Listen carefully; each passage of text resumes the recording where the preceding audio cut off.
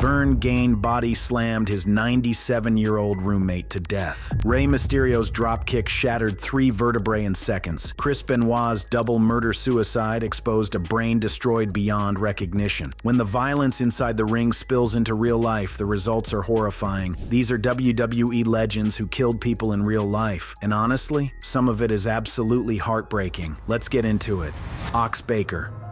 We're kicking things off with a wrestler whose entire gimmick was built around the idea that he could literally kill you with one punch. And the scariest part? Some people actually believed it because of what happened in the ring. Ox Baker was an absolute unit, standing at 6'5" with a handlebar mustache that looked like it belonged in a biker gang's Hall of Fame. This dude was straight up terrifying. His whole persona revolved around his catchphrase, "I love to hurt people." And let me tell you, he wasn't exactly playing around. Baker's signature move was something he called the heart punch. A devastating strike to the chest that he claimed could stop a man's heart. Most of us would roll our eyes at that kind of kayfabe nonsense, right? Except here's where things get genuinely dark. In June 1971, Ox Baker faced off against Alberto Torres in the ring. During the match, Baker delivered his signature heart punch, and Torres died 3 days later. The official cause? A ruptured appendix. Medical experts went back and forth on whether the punch actually caused it or if it was just a tragic coincidence. Either way, the wrestling world was shaken. But it didn't stop there. Just over a year later, in August 1972, another opponent named Rey Gunkel collapsed and died after receiving Baker's heart punch. This time, the death was attributed to a heart attack, with some reports suggesting Gunkel had overeaten before the match and had pre-existing heart conditions. No charges were filed against Baker in either case. Now here's where it gets wild. Instead of distancing himself from these tragedies, Baker leaned all the way into it. He used the deaths to enhance his villainous character, claiming his heart punch was legitimately lethal. The dude literally made his gimmick about supposedly killing people. Baker went on to have a successful career, even appearing in the cult classic film Escape from New York alongside Kurt Russell. He became this weird cultural figure, part wrestler, part movie villain, part urban legend. Were these deaths actually his fault? Probably not. Medical evidence suggests both men had underlying conditions that contributed to their deaths. But the fact that Ox Baker turned real-life tragedies into part of his character, that's the kind of thing that only happens in professional wrestling. And honestly, it's pretty messed up when you think about it. Speaking of messed up situations in professional wrestling, our next entry involves a case that the wrestling community has debated for decades, and one that ended in a way that left everyone with more questions than answers.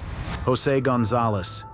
If you've been in the wrestling community for any amount of time, you've probably heard whispers about what happened to Bruiser Brody. And if you haven't, buckle up, because this one is absolutely insane. Jose Gonzalez, who wrestled in WWF as a masked Puerto Rican star known as Invader #1, was a prominent figure in Puerto Rican wrestling during the 1980s. He had a decent career, solid following, and was well respected in certain circles. But on July 17, 1988, everything changed in the worst possible way. Bruiser Brody, real name Frank Goodish, was an absolute legend. This dude was 6'8", wild-haired, and had a reputation for being one of the most intense performers in the business. He was scheduled to wrestle in Bayamon, Puerto Rico, and before the show, he stepped into the locker room to talk business with Gonzalez. What happened next depends on who you ask. According to witness accounts, Gonzalez and Brody got into a heated argument in the locker room. The dispute reportedly centered around business disagreements and Brody's reputation for being difficult to work with. At some point during this confrontation, Gonzalez pulled out a knife and stabbed Brody multiple times. Brody didn't die immediately. He stumbled out of the locker room, bleeding profusely, and collapsed. He died hours later from blood loss, a death that many believe could have been prevented if he'd received proper medical attention sooner. Here's where it gets even more controversial. When the case went to trial, Gonzalez claimed self-defense and was acquitted of all charges in 1989. The wrestling community was absolutely stunned. How does a man stab another man to death in a locker room full of witnesses and walk free? Well, according to multiple reports, witnesses were allegedly intimidated and discouraged from testifying. The knife that Gonzalez used, it was never recovered. The whole trial was described by those who followed it as a complete miscarriage of justice. And the wildest part? Gonzalez continued wrestling until 2020. He never faced any real consequences for taking Bruiser Brody's life. He just kept performing, kept living his life, while Brody's family and friends were left to grieve a man who was taken from them far too too soon. The Bruiser Brody case remains one of wrestling's most tragic and frustrating unsolved mysteries. A reminder that sometimes, even when everyone knows what happened, justice doesn't always prevail. Now, our next entry is a bit different. This one involves a wrestling icon who technically took a life, but the circumstances were so clearly accidental that it's hard to place any blame. Still, the tragedy that unfolded changed multiple lives forever. The Great Khali. When you think of the Great Khali, you probably picture this 7-foot-plus giant crushing opponents with his massive hands, winning the WWE World Heavyweight Championship, and becoming one of the most recognizable figures to ever emerge from India. But before all that fame and success, Khali's career almost ended before it began, because of a training accident that turned fatal. Back in 2001, long before he was the Great Khali, Dalip Singh was just another aspiring wrestler trying to make it in the business. He was training at All Pro Wrestling's boot camp in California, learning the ropes alongside other trainees who dreamed of making it to the big leagues. One of those trainees was a young man named Brian Ong. During a training session, Khali and Brian were practicing a move called a flapjack, a basic maneuver where one wrestler throws their opponent up and lets them land on their chest. It's supposed to be relatively safe when executed properly, but on this particular day, something went horribly wrong. What many people don't know is that Brian Ong had already suffered a concussion during training weeks earlier. He shouldn't have been in the ring at all, but the training continued, and when Khali executed the flapjack, Brian suffered a fatal second concussion, what's known as second impact syndrome. Brian Ong died from head trauma, and the wrestling world was left reeling. The aftermath was complicated. Brian's family sued All Pro Wrestling and eventually won a judgment of $1.3 million. The lawsuit focused on poor supervision and the failure to properly monitor trainee injuries. Khali himself faced no criminal charges because the death was ruled accidental, a result of negligent training protocols rather than any malicious intent. Still, you have to wonder what that does to a person. Khali went on to become a WWE champion, a Bollywood star, and a national hero in India. But somewhere in the back of his mind, he carries the weight of knowing that a move he executed ended a young man's life. The Brian Ong tragedy highlighted something that the wrestling industry has struggled with for decades: the dangerous conditions that young trainees face, the lack of proper medical oversight, and the pressure to perform even when injured. It's a cautionary tale that unfortunately didn't prevent future tragedies. Speaking of accidental deaths in the ring, our next entry involves one of the most beloved wrestlers of all time, a man whose signature move accidentally took the life of a fellow performer in what can only be described as every wrestler's worst nightmare: Rey Mysterio.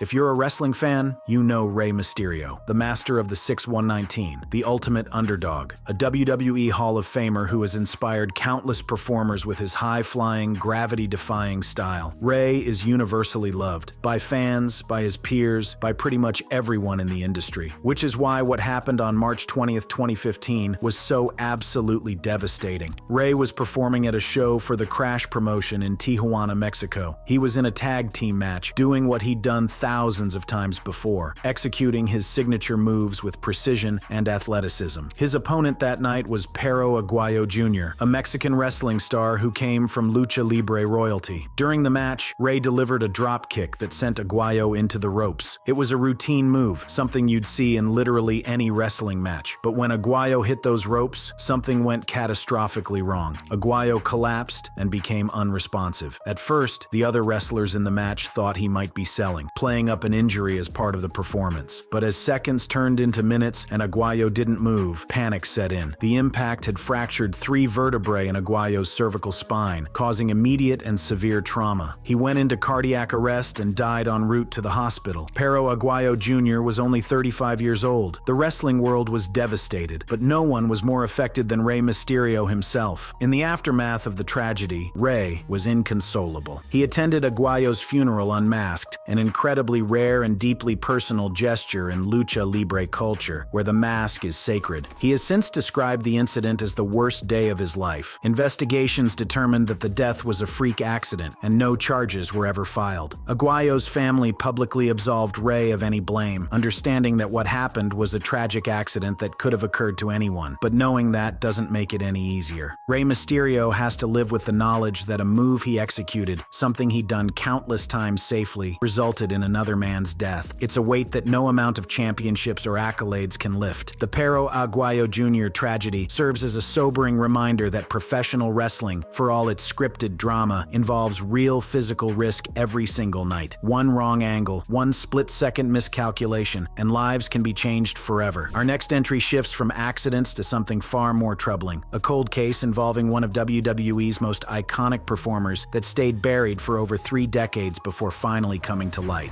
Jimmy Superfly Snuka.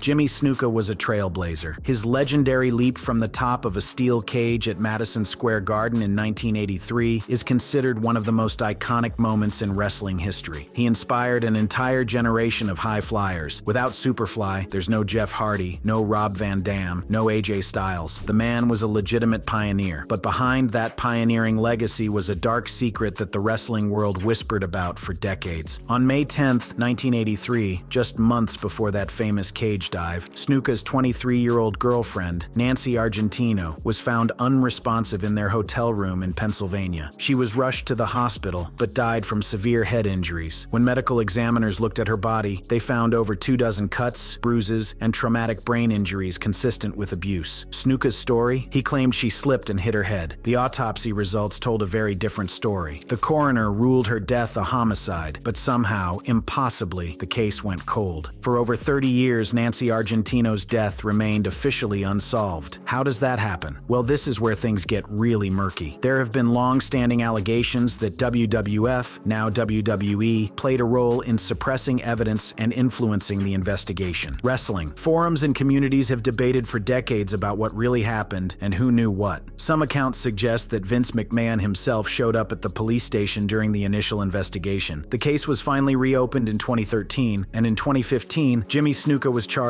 with third-degree murder and involuntary manslaughter. After more than 3 decades, it seemed like justice might finally be served for Nancy Argentino. But fate had other plans. By 2016, Snuka's health had deteriorated significantly, and he was deemed mentally unfit to stand trial due to dementia. The charges were dismissed. Snuka died in January 2017 at age 73, taking whatever truth he knew about that night to his grave. The Nancy Argentino case remains one of wrestling's darkest chapters, a reminder that the industry's golden era was built on foundations that included real suffering, real victims, and alleged cover-ups that protected the powerful at the expense of the innocent. Now, our next entry involves a Hall of Famer whose deadly encounter actually happened before his wrestling career took off, and in circumstances that, while tragic, paint a very different picture than most entries on this list.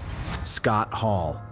Scott Hall is a certified legend. As Razor Ramon in WWF, he oozed charisma with his toothpick-flicking, Cuban accent-sporting persona. As one of the founding members of the NWO, he literally changed professional wrestling forever. The dude was cool personified. But long before the fame, the Hall of Fame induction, and the "Hey Yo" catchphrases, Scott Hall experienced something that haunted him for the rest of his life. In 1983, Hall was working as a bouncer at an Orlando nightclub. He wasn't famous yet, just a big athletic guy trying to make ends meet while pursuing his wrestling dreams. One night, a confrontation outside the club turned deadly. According to Hall's own accounts and legal records, a man pulled a gun during the altercation. In the struggle that followed, Hall managed to wrestle the weapon away and shot the attacker in the head, killing him. Hall was initially charged with second-degree murder, but the case was eventually dropped. The investigation determined that there was insufficient evidence to prove malice, and the shooting was ruled justifiable self-defense. In Hall's words, "It was him or me." But here's the thing about taking a life. Even in self-defense, it doesn't just go away. Hall has spoken publicly about how the incident affected him throughout his life. He's described the trauma of that night as something that never fully healed, and many who knew him believe it contributed to the substance abuse issues that plagued his career and personal life for decades. Scott Hall battled demons that most of us can't even imagine. Yes, he made the Hall of Fame. Yes, he's remembered as one of the greatest performers in wrestling history, but he also carried the weight of knowing he took another man's life, even if he had no other choice. Hall passed away in March 2022 following complications from hip surgery. His legacy is complicated. A brilliant performer, a troubled soul, and a man who experienced violence that most of us only see in movies. The wrestling world lost a legend, but perhaps Scott Hall finally found some peace. Speaking of complicated legacies, our next entry involves a WWE Hall of Famer whose recent actions have completely overshadowed what was once a groundbreaking career in the industry.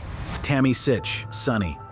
In the mid-1990s, Tammy Sytch, better known as Sunny, was the woman in professional wrestling. She was voted the most downloaded woman on the early internet. She was a valet, a manager, and a personality who helped define what a female performer could be in WWE. Her 2011 Hall of Fame induction seemed like the perfect capstone to a historic career, and then everything fell apart. Over the years following her retirement, Sunny's life became a spiral of legal troubles, substance abuse issues, and increasingly erratic behavior. But nothing could have prepared anyone for what happened on March 25, 2022. That night in Ormond Beach, Florida, Sytch was driving with a blood alcohol content between 0.28 and 0.36. That's over 3 times the legal limit. She was also driving with a suspended license. Police reports indicated that an open bottle of vodka was found in her vehicle. At high speed, Sytch rear-ended a vehicle driven by 75-year-old Julian Lasseter. The impact killed Lasseter and injured other passengers in his car. A man was dead because Sunny decided to get behind the wheel while extremely intoxicated. The court proceedings that followed were brutal. Sytch attempted to explain her alcoholism, citing grief over her fiancé's death years earlier as a contributing factor. But explanations aren't excuses, and the judge wasn't having it. In November 2023, Tammy Sytch was sentenced to 17.5 years in prison for DUI, manslaughter, and related charges. She'll be in her 60s before she's eligible for release. The wrestling community's reaction was mixed, but largely unsurprised. Those who had followed Sunny's post-wrestling life knew she had been struggling for years. But sympathy has its limits when your choices result in an innocent person's death. Julian Lasseter was a husband, a father, a grandfather, a man with a family who loved him, and a life that was stolen because someone couldn't be bothered to call an Uber. His family has to live with that loss forever. Tammy Sytch was once a groundbreaking figure in professional wrestling. Now she's a cautionary tale, proof that addiction can destroy everything you've built and harm innocent people along the way. Our next entry takes us back in time to one of wrestling's true pioneers, a man whose legendary career was bookended by a tragedy that highlighted the devastating effects of a disease that takes everything from its victims. Verne Gagne.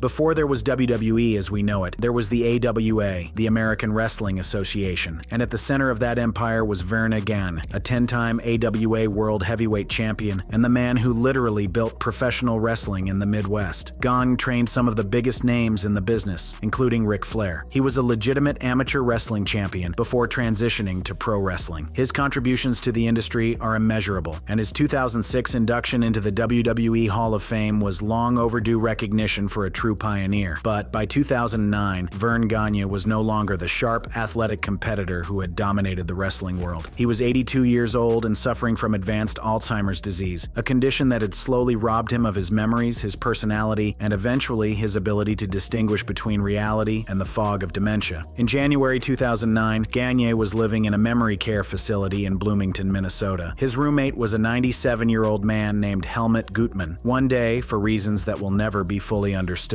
Gagne body slammed Gutmann in their shared room. The move, something Gagne had done thousands of times in his wrestling career, broke Gutmann's hip. At 97 years old, that kind of injury is often fatal. Gutmann died from complications several weeks later. The death was ruled a homicide, but no charges were ever filed against Gagne. How could they be? The man had no idea what he had done. The Alzheimer's had progressed to the point where Gagne had no memory of the incident and no real understanding of his surroundings. It's a uniquely tragic situation. Here was a man who dedicated his life to professional wrestling, a controlled, choreographed sport where the goal is to entertain without genuinely hurting anyone. And in his final years, his deteriorating mind caused him to use those same skills in a way that resulted in an innocent man's death. Verne Gagne passed away in 2015 at the age of 89. His family was left to mourn not just his death, but the slow, agonizing way that Alzheimer's had already taken him from them years before. The Gagne case raises difficult questions about care facilities, mental health, and how we protect both patients and those around them. It's not a story of malice or criminal intent. It's a story of a disease that strips away everything that makes us who we are. Now, our next entry brings us into the present day, involving a former WWF star whose recent arrest shocked the wrestling community and added another dark chapter to an already troubled life. Billy Jack Haynes. If you were watching WWF in the late 1980s, you probably remember Billy Jack Haynes. With his impressive physique and Oregon lumberjack gimmick, he was a solid mid-card performer who had memorable feuds and was known for his full Nelson finisher. After leaving wrestling, Haynes became known for making wild claims about the industry, including allegations about steroids and other controversies. But in February 2024, Billy Jack Haynes became national news for an entirely different reason. On February 22, 2024, police responded to a call at Haynes' home in Portland, Oregon. What followed was a 2-hour standoff with law enforcement before Haynes was finally taken into custody. Inside the home, officers discovered the body of Haynes' wife, 85-year-old Jeanette Becraft, who had been shot dead. Haynes, who was 70 years old at the time, was charged with second-degree murder and unlawful use of a weapon. He was hospitalized for an unrelated medical issue before being formally charged. The wrestling community's reaction was a mixture of shock and, for some who knew Haynes personally, a grim lack of surprise. Fellow wrestler Jake "the Snake" Roberts noted that Haynes had exhibited unstable behavior for years. His conspiracy theories and erratic interviews had become well known in wrestling circles. What's particularly disturbing about this case is that Haynes reportedly had prior manslaughter convictions before his wrestling career. This wasn't the first time he had been involved in someone's death. As of now, the legal proceedings are ongoing. Haynes faces serious charges, and given his age and the circumstances, this case will likely be his final chapter. It's a tragic end for someone who once entertained millions of wrestling fans, but more importantly, it's a tragedy for Jeanette Becraft, a woman who lost her life in what should have been the safety of her own home. We've saved the most infamous, most devastating, and most discussed for last. This is the story that changed professional wrestling forever and forced the entire industry to confront uncomfortable truths about the toll the business takes on its performers. Chris Benoit. There's no way to talk about this topic without talking about Chris Benoit. And there's no way to talk about Chris Benoit without acknowledging that what happened in June 2007 remains the single darkest moment in professional wrestling history. Chris Benoit was, by every technical measure, one of the greatest wrestlers who ever lived. His intensity, his work ethic, and his in-ring ability were unmatched. He was a multi-time world champion who earned the respect of everyone in the industry. When he won the World Heavyweight Championship at WrestleMania XX and celebrated in the ring with his best friend Eddie Guerrero, it was supposed to be the crowning moment of a legendary career. 3 years later, everything changed. Over a horrifying 3-day period in June 2007, Chris Benoit strangled his wife Nancy, a former wrestling manager known as Woman, and suffocated their 7-year-old son Daniel. He then took his own life by hanging himself with a weight machine cable. There was no suicide note. Bible verses were found placed near the bodies. The wrestling world was left in absolute shock, struggling